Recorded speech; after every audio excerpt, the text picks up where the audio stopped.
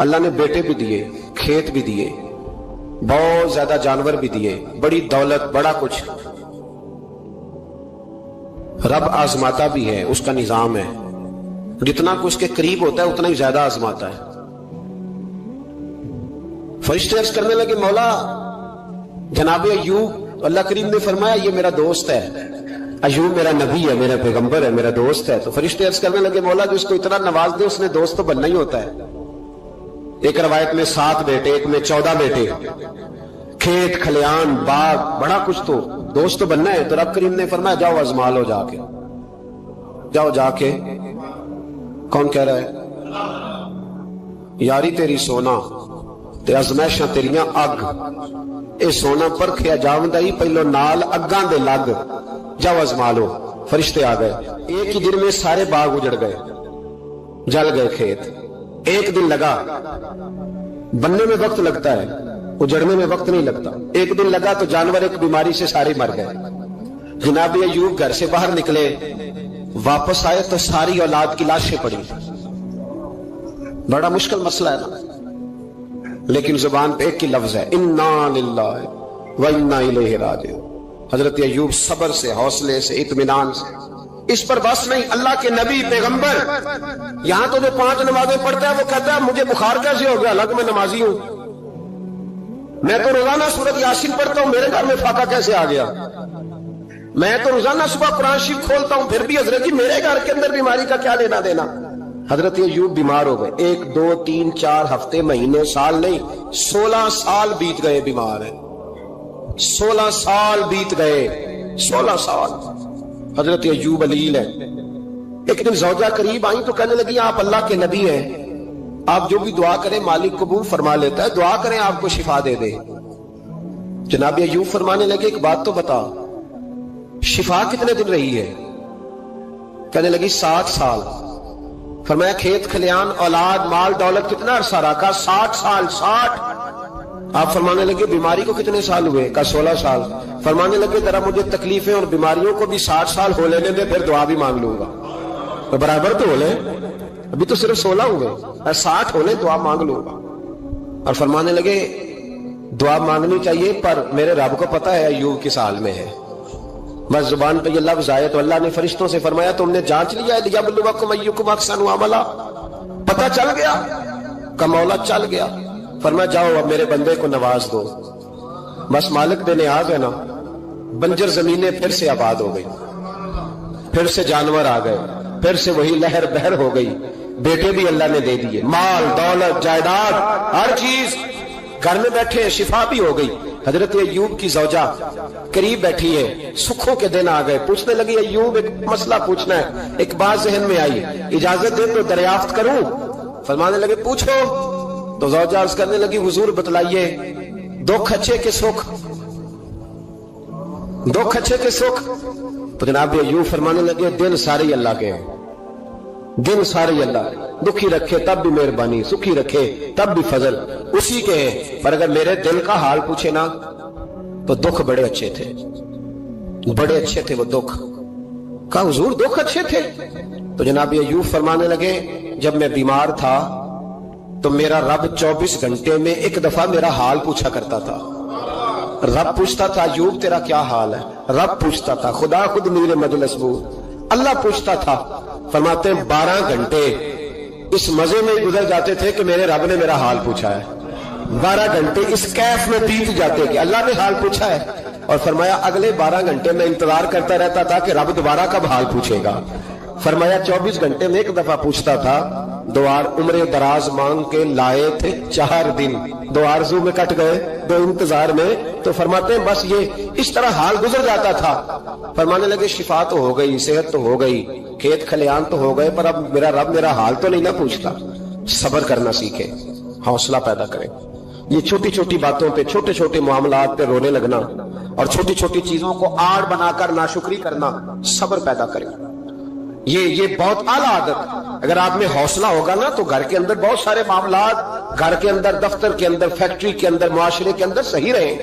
لیکن اگر آپ صبر کے عادی نہیں, صبر نہیں کرنا آتا, تو پھر تو بڑی جلدی آپ کے معاملات بگڑنے لگے. چوتھی عادت ہے نیکیاں کر کے ان کو بھولنا سیکھیں.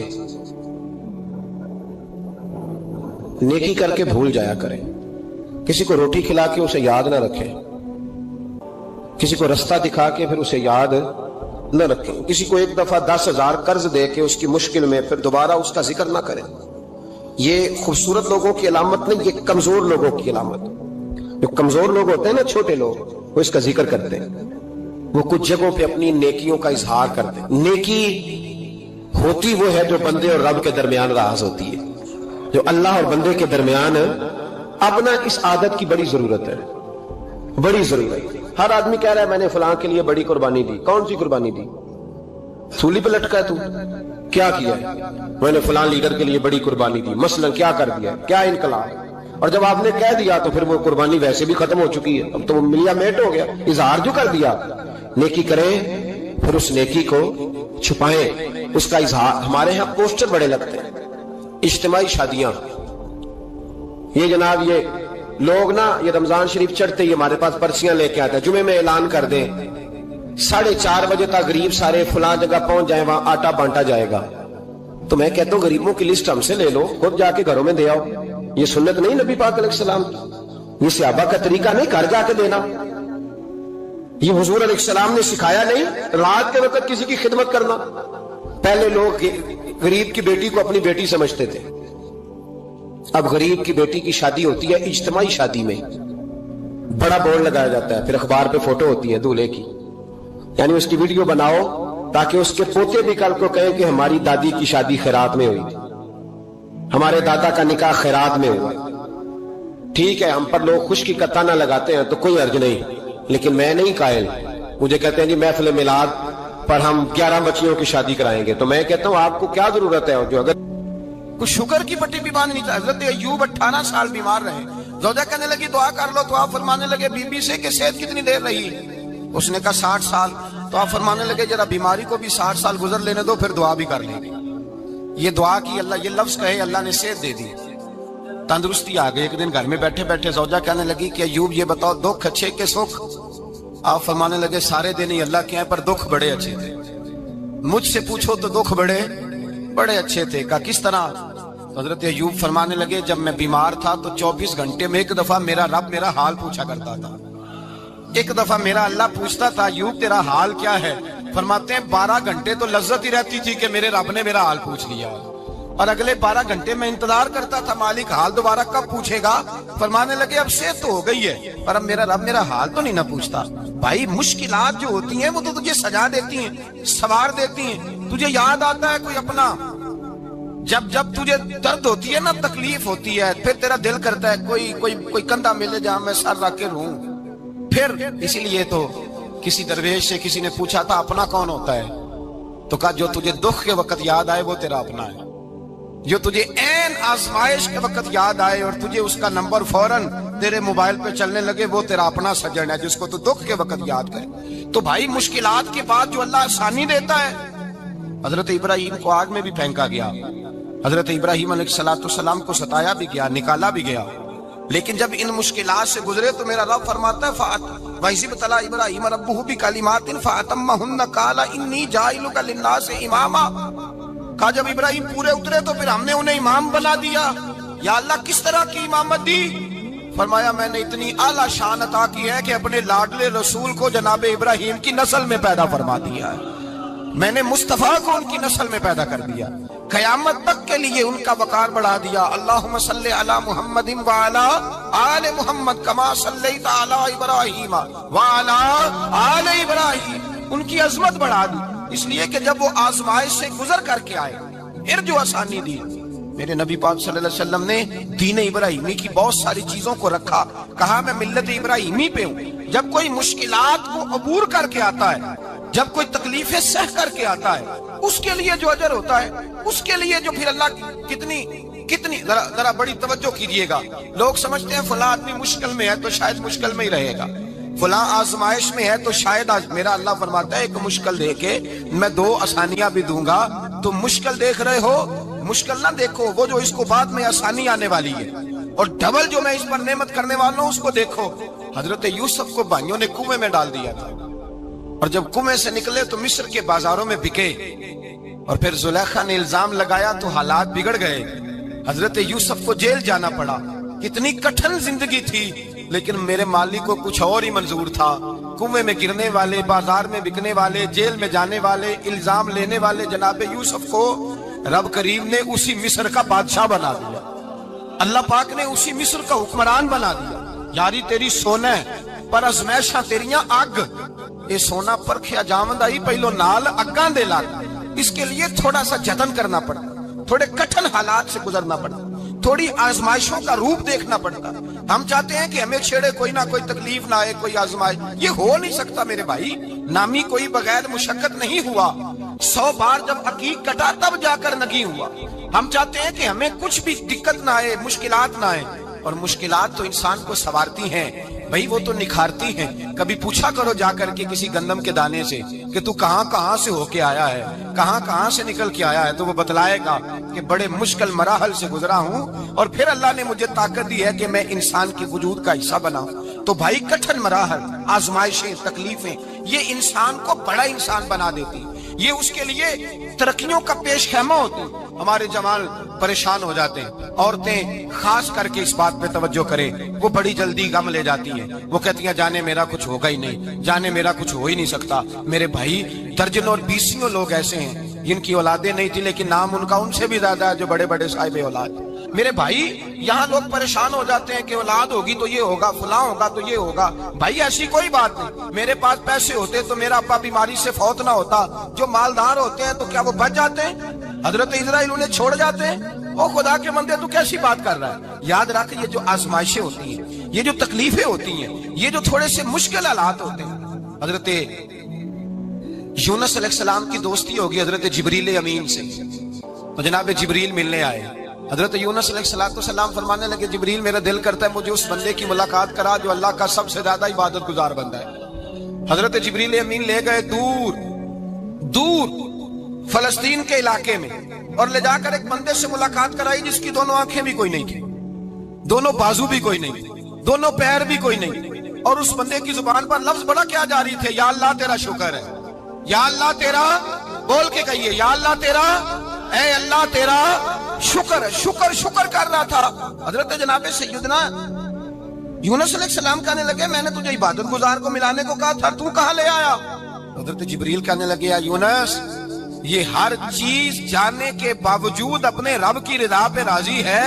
اس وقت دنیا میں نبیوں کے بعد جس سے اللہ سب سے زیادہ پیار کر رہا ہے وہ یہی بندہ ہے، یہ اپنے رب کی رضا پہ راضی ہے۔ اے تن میرا کنگھی ہوئے تے میں زلف سجن دی واواں، تے پوش میرے دی جتی بن جائے تے میں یار دی قدمی آواں، مارو مینو مار مکاؤ کوئی عذر نہ پیش لے آواں، تے جے سونا ہی میرے دکھ وچ راضی، جے سونا ہی میرے دکھ وچ راضی، جے سونا ہی میرے دکھ وچ راضی تے میں سکھ نو چلے ڈاواں۔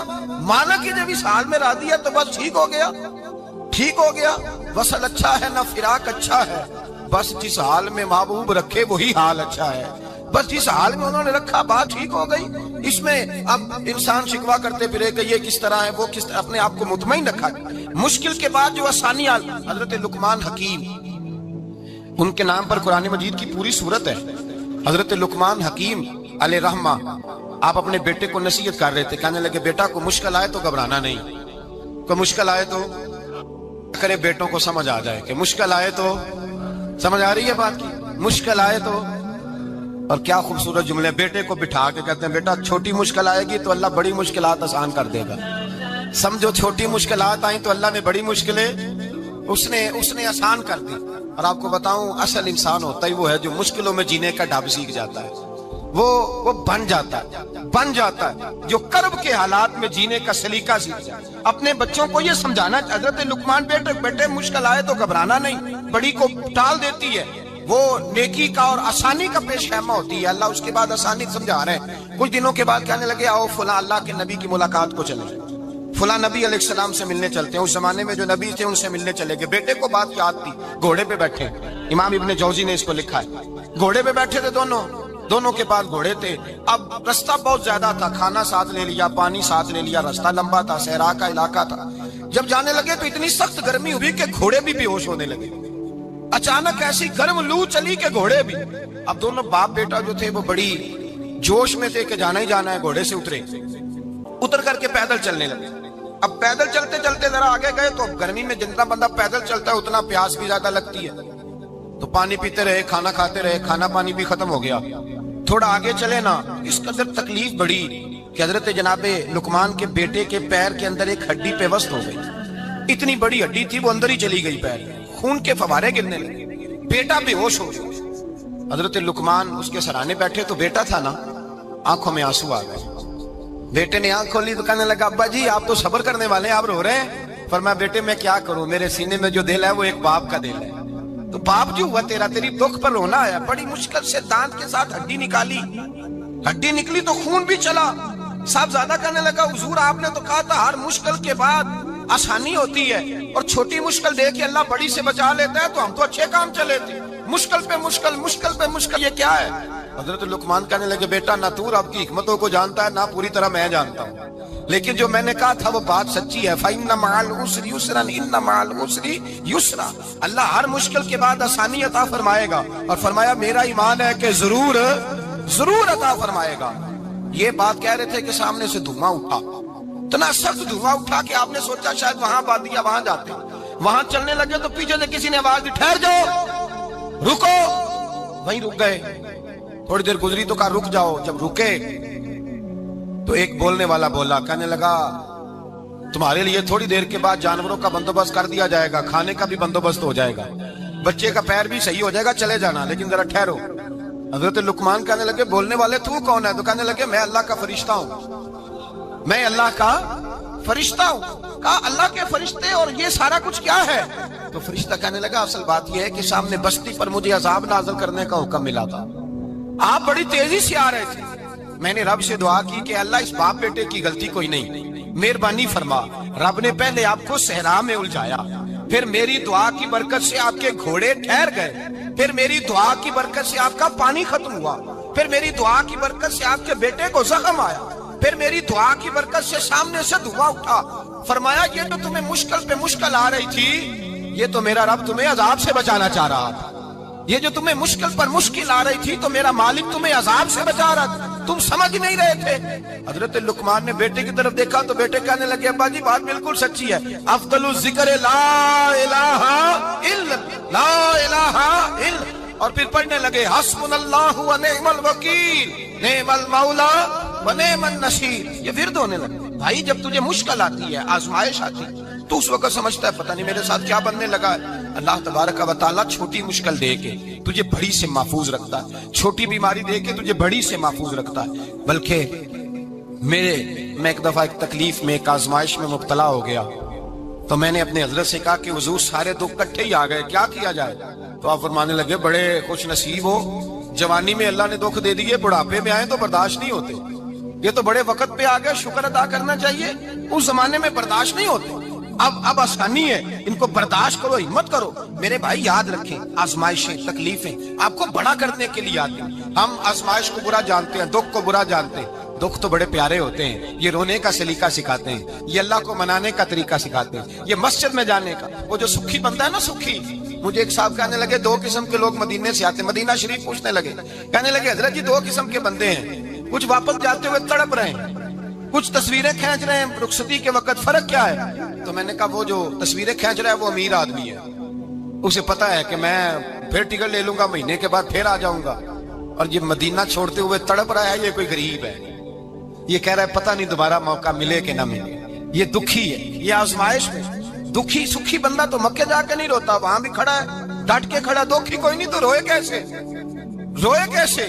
دکھی دی گل دکھی آئی جانے، دکھی دی گل، کیا خوبصورت لفظ ہے میاں صاحب کی، اور لفظوں میں حسن دیکھے کہنے لگے دکھی دی گل اے دکھی آئی جانے تے سکھی نو کی خبراں تے یار جنہاں دے موت نے مارے روندے نہیں تک تک قبراں۔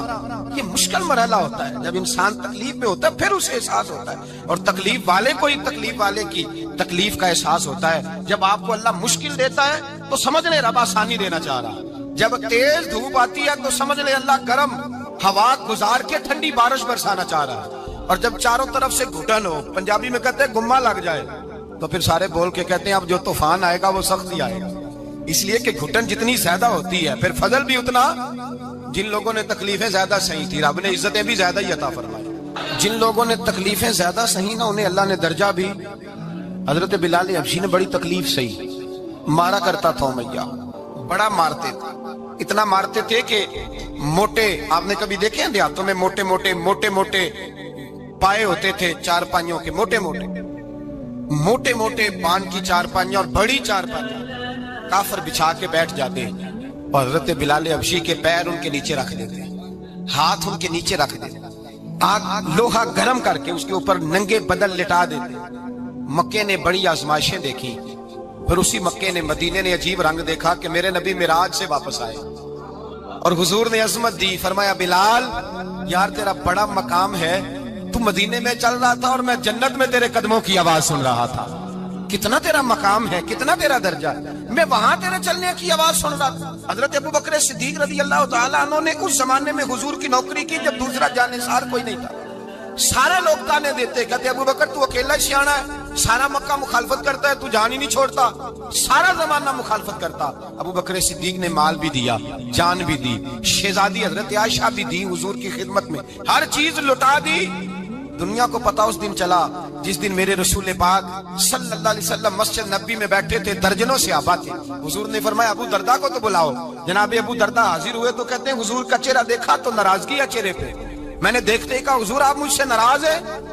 حضور نے فرمایا ہاں میں ناراض ہوں. جب یہ لفظ کہے تو میں کانپنے لگا، حضور ناراض ہو گئے. میں نے کہا یا رسول اللہ میری غلطی. نبی پاک نے فرمایا تو میرے ابو بکر کی عظمت نہیں جانتا؟ حضور جانتا ہوں. حضور کیا ہوا؟ نبی پاک نے فرمایا کل تو گلی میں گزر رہا تھا، ابو بکر بھی گزر رہا تھا، تو نے سوچا ہی نہیں تو میرے ابو بکر کے آگے آگے چل رہا تھا؟ یہ خیال ہی نہیں آیا تجھے پتا نہیں کہ جس نے میرے ساتھ نیکی کی میں نے بدلہ چکا دیا ہے. ابو بکر کا بازو تھام کے اللہ کی بارگاہ میں لے جاؤں گا، میرا رب بھی اسے بدلے عطا فرمائے گا. یہ عظمت، یہ شان، یہ بلندی اور رفعت مشکلات سے گزرنے کے بعد ملی. میرے نبی پاک صلی اللہ تعالیٰ علیہ وسلم کے ساتھ مولا کائنات شیر خدا حضرت علی نے 9 سال کی عمر سے وفا شروع کی اور تا دم آخری حضرت علی نے وفا کی مصطفیٰ سے. کٹھن مراحل سے گزرے، کٹھن مراحل سے. حضرت علی کہتے ہیں میں ہر جنگ میں، ہر جہاد میں ساتھ تھا، پر جس دن مکے اور مدینے سے آنے والوں کو حضور بھائی بھائی بنا رہے تھے، مہاجر اور انصار کو بھائی بھائی بنا رہے تھے. فرماتے ہیں میں تنہا کھڑا تھا، کوئی کسی کا بھائی بن گیا، کوئی کسی کا بھائی بن گیا، میں اکیلا کھڑا تھا اور میں سوچ رہا تھا کہ یار میں کدھر جاؤں. کہتے ہیں میں اس حد تک آیا کہ میرے آنسو بہنے لگے، لیکن میری مشکلات کو آسانی تب ملی جب مدینے کے چاند دھیرے سے اٹھے، میرے قریب آئے، میرا بازو تھاما اور فرمایا علی باقی سارے بھائی بھائی بن گئے ہیں، انت اخی فی الدنیا والآخرہ، تو میرا بھائی ہے، دنیا میں بھی میرا بھائی ہے، قیامت کے دن بھی میرا بھائی ہے. حضور نے اعزاز دیا اور غدیر خم کے موقع پر حضرت علی کا بازو تھام کے کھڑا کر کے حضور نے فرمایا من کنت مولا فہذا علی مولا. فرمایا جس کا میں مولا ہوں اس کے علی بھی مولا ہے. محبوب پاک سید عالم صلی اللہ علیہ وسلم نے جن لوگوں نے مشکلات برداشت کی پھر ان کو اعزاز ملا، ان کو درجے ملے، ان کے لیے جو آسانی. حضرت عثمان غنی نے صحابہ میں سب سے زیادہ مظلومیت کاٹی، سب سے زیادہ مظلومیت. 40 دن پانی بند رہا، کھانا بند رہا، تکلیف اور آزمائش کا وقت ہوا. امام جلال الدین سیوطی رحمت اللہ تعالیٰ علیہ الحاوی للفتاوی میں لکھتے ہیں، کہتے ہیں جب حضرت عثمان غنی پر کھانا اور پانی بند تھا، ایک شام حضرت عبداللہ بن سلام ملنے گئے. اس شام، اس صبح جس شام حضرت سیدنا عثمان غنی شہید ہوئے، جناب عبداللہ ابن سلام کہنے لگے عثمان تیرا کیا حال ہے، کس پوزیشن میں ہے؟ کہتے ہیں جناب عثمان غنی کہنے لگے عبداللہ آج میں بڑا سکھ میں ہوں. کہا 40 دن بیت گئے، کھانا نہیں آیا، پانی نہیں آیا، تو آج کیوں سکھی ہو؟ فرمانے لگے آج مدینے کی سامنے والی گلی میں میں نے مصطفیٰ کا دیدار کیا اور نبی پاک صلی اللہ علیہ وسلم نے فرمایا عثمان اگر تو کہے تو تیرے لیے پانی کا بندوبست کر دیا جائے، تیری مشکل آسان ہو جائے، اور اگر تو کہے تو تیرے لیے وہ آسانی کی جائے کہ آج تو میرے پاس آ کے روزہ افطار کر لے. حضرت عثمان غنی کہنے لگے میں نے مصطفیٰ سے عرض کیا حضور مجھے یہاں کا سوق نہیں چاہیے، مجھے وہ آسانی چاہیے جو آپ کے پاس افطار سے ملے گی. فرمانے لگے آج میں رخصت ہو جاؤں گا، افطار رسول اللہ کے پاس کروں گا. حضرت عبداللہ ابن سلام فرماتے ہیں پھر اس شام حضرت عثمان شہید ہو گئے. لوگ کہنے لگے عثمان شہید ہو گئے، اور میں کہنے لگا نہیں، انہوں نے جا کے نبی پاک کے دسترخوان پہ روزہ افطار کر لیا. اتنی بڑی بات کو سمجھیے گا کہ 100 سے زیادہ مرتبہ قرآن پاک نے تذکرہ کیا ہے صبر کا، اور مختلف انداز میں. کہیں فرمایا کہ وبشر الصابرین، اے محبوب صبر کرنے والوں کو خوشخبری سنا دیجیے. کہیں فرمایا ان اللہ مع الصابرین، بے شک اللہ صبر کرنے والوں کے ساتھ۔ تو مختلف انداز میں مختلف طریقوں سے اللہ تعالیٰ نے صبر کا تذکرہ فرمایا۔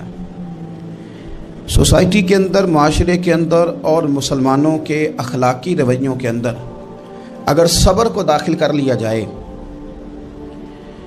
تو ہم محسوس کریں گے کہ ہماری زندگی نہ صرف یہ کہ آسان ہو گئی ہے بلکہ محبتوں والی ہو گئی ہے، چاہتوں والی ہو گئی ہے۔ ہمارے رشتے ایک دوسرے سے ٹوٹ نہیں رہے بلکہ بننا شروع ہو گئے۔ تھوڑا سا صبر بہت ساری چیزوں کو ٹوٹنے سے بچا لیتا ہے۔ قرآن مجید کی جو آیت کریمہ میں نے تلاوت کی، یہ سورہ آل عمران کی آخری آیت ہے۔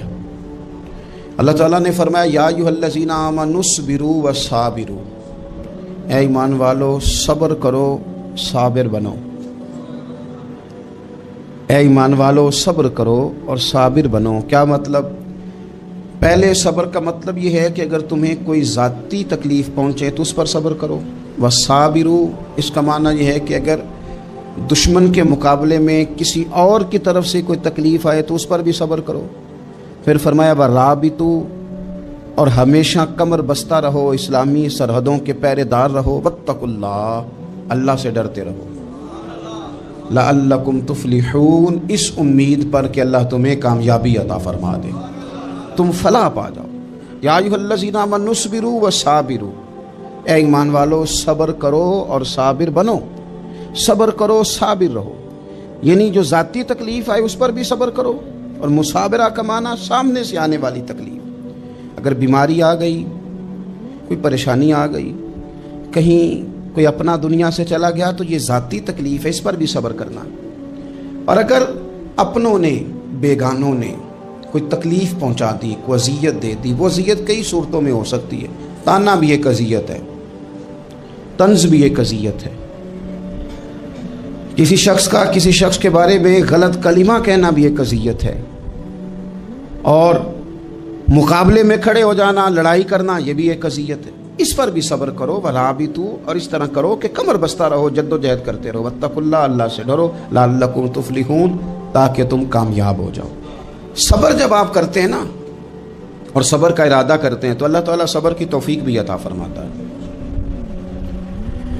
ہم نے یہ دیکھا ہے کہ ہمارے پاس نعمتوں کی کمی نہیں، ہمارے فریزر خوراک سے بھرے ہوئے ہیں، ہمارے دسترخوانوں پہ انواع و اقسام کی چیزیں چنی ہوئی ہیں، ہماری الماریوں میں کئی ہمارے لباس تیار شدہ لٹکے ہوئے ہیں، ہماری جیبوں میں ہماری ضرورت کا سرمایہ اللہ نے ہمیں دے دیا ہے۔ لیکن اس کے باوجود جو لوگ ایک دوسرے سے پیار نہیں کر پا رہے، جو ایک دوسرے کے قریب نہیں جا پا رہے، تو اس کی وجہ یہ ہے کہ صبر نہیں رہا، حوصلہ نہیں رہا، کسی چیز کو برداشت کرنا ہمارے مزاج کا حصہ ہی نہیں رہا۔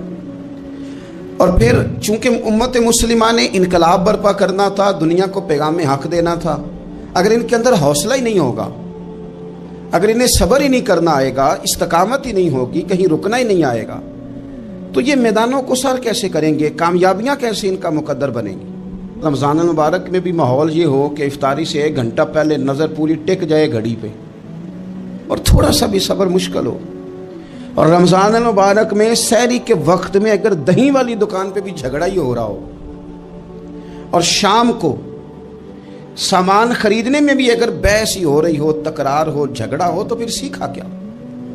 پھر وہ جو ہمیں تربیت دی جا رہی تھی کہ ہم نے صبر کرنا ہے، تو پھر ہم نے اس میں حاصل کیا کیا؟ حدیث پاک سنیں گے، آپ کی طبیعت بڑی ٹھنڈی ہوگی۔ میرے نبی پاک صلی اللہ تعالیٰ علیہ وسلم ارشاد فرماتے ہیں کہ جو بندہ سوال سے بچنا چاہے گا، ارادہ کرے گا اللہ میں نے کسی سے نہیں مانگنا، فرمایا جو سوال سے بچنا چاہے گا رب اسے سوال سے بچا لے گا۔ اور جو لوگوں سے بے نیاز ہونا چاہے گا، کہے گا یا اللہ مجھے دنیا داروں کا محتاج نہ بناؤ، اپنی بارگاہ سے عطا فرما۔ جو لوگوں سے بے نیاز ہونا چاہے گا، اللہ لوگوں سے بے نیاز کر دے گا۔ اور فرمایا جو صبر کا ارادہ کرے گا، اللہ اسے صبر کی توفیق بھی عطا فرما دے گا۔ مولاي صل وسلم دائما ابدا على حبيبك فيك خير الخلق كلهم مولاي صل وسلم دائما أبدا على حبيبك خير الخلق كلهم محمد سيد الكونين وثقلين محمد سيد الكونين وثقلين والفريقين من عرب ومن عجم مولاي صل وسلم دائما أبدا على حبيبك خير الخلق كلهم هو الحبيب الذي ترجى شفاعته هو الحبيب الذي ترجى شفاعته لكل هول من الأهوال مقتحم مولاي صل وسلم دائما أبدا على حبيبك خير الخلق كلهم فاق النبيين في خلق وفي خلق فاق النبيين في خلق وفي خلق ولم يدانوه في علم ولا كرم مولاي صل وسلم دائما أبدا على حبيبك خير الخلق